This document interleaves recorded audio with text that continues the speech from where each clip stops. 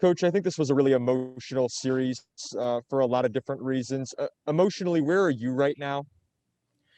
Yeah, that's obviously it's never easy to end your season. That's the thing that's on the front of all our minds.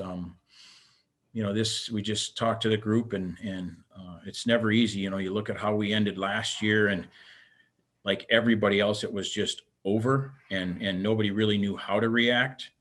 Um, it was emotional, but it was a different kind of emotion because we just didn't know what was going on. And then uh, today was hard. This group of seniors have we told them that I've been back here now as a coach for 11 years, and when we came back here 11 years ago, the standard and what the reputation of this program was nowhere near what it is today. And this senior class has been as big, has had as much of a impact on this program as there's been a senior class in 20 years. It's been really, really incredible to watch what they've been a part of, and how they've grown and matured, and where the program is today. And we said during the recruiting process that our goal is to leave this program better than we found it.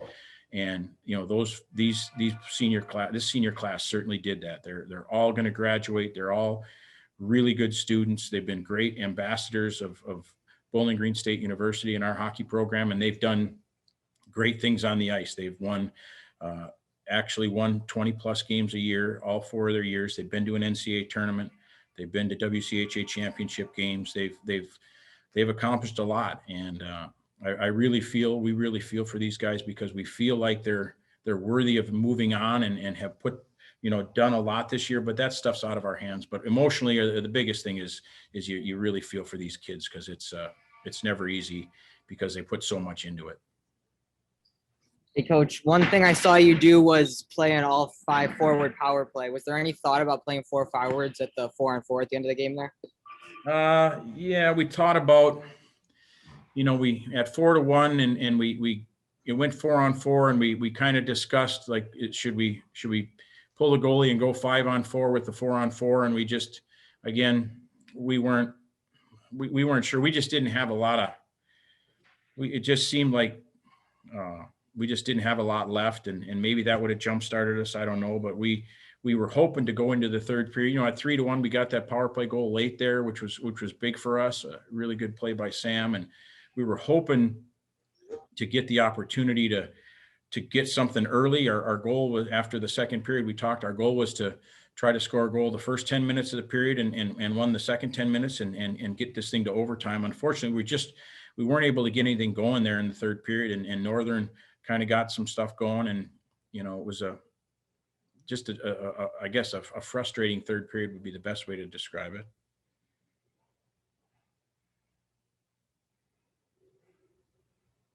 Coach, how do you feel about your team's overall body of work heading into next weekend's selection show?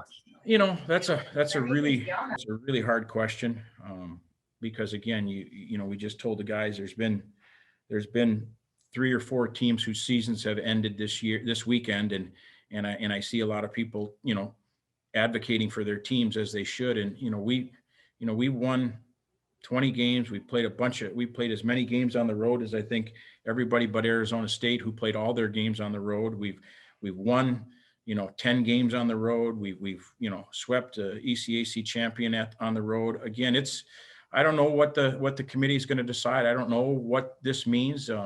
We're going to have to I guess we're in a wait and see mode, because again, we honestly we don't know, because we're kind of in, if this were any normal year, we'd be going off of the pairwise and everybody would pretty much know where they stand. But we're in the same boat as more than a few teams, just trying to, what are we going to do here over the next week? And I guess all we can do is wait and see what happens.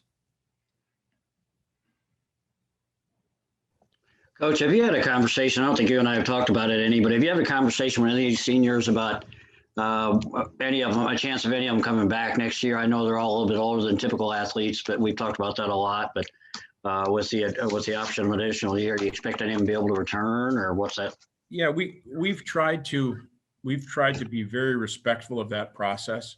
And by respectful, I mean, we wanted to focus on this year. We wanted to put everything we could into this year and focus all our energies on this year and not really, get too far ahead of ourselves. We'll have conversation with our guys right now, this next week and see where they all fit and what their thoughts are and what they're, kind of what they're thinking, kind of what we're thinking in terms of moving forward. Because this is certainly uncharted waters for all of us with the extra year due to COVID and what does that mean and transfers and all this kind of stuff. This is going to be a really, really unique spring for everybody in college hockey.